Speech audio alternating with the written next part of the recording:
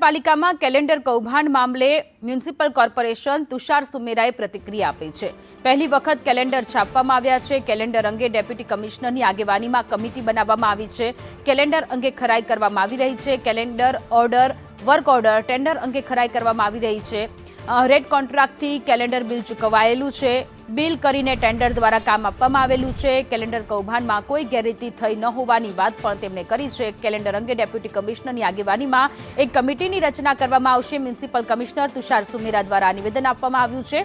અત્યાર સુધી તો તેમણે દાવો કર્યો છે કે અત્યાર સુધી કેલેન્ડર કૌભાંડમાં કોઈ જ તેમાં કોઈ તથ્ય નથી તે પ્રકારની વાત કરી છે, કારણ કે જે આખી પ્રોસેસ છે એ પ્રોપર રીતે થઈ હોવાની વાત તુષાર સુમેરા દ્વારા કરવામાં આવી રહી છે। અને આ વખતે પહેલી વખત કેલેન્ડર છાપવામાં આવ્યા છે અને તેમાં પણ કૌભાંડ સામે આવી રહ્યું છે, જેને લઈને અત્યારે લોકોમાં પણ આક્રોશ છે। અને બીજી બાજુ અત્યારે કમિટી બનાવવામાં આવી છે। કમિટી તપાસ કરશે, બિલોને લઈને તપાસ કરવામાં આવશે, જે ટેન્ડર આપવામાં આવ્યું છે એને લઈને તપાસ કરવામાં આવશે।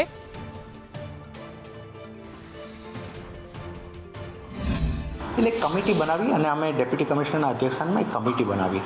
અમારા ટેન્ડર મેન્યુઅલ થયું છે, અમારી પ્રોસિજર પ્રમાણે થયું છે કે આમાં અમને કોઈ પણ આ સ્ટેજે એવું નથી લાગતું કે જેની અંદર કોઈ પણ જાતનો કોઈ પ્રશ્ન હોય।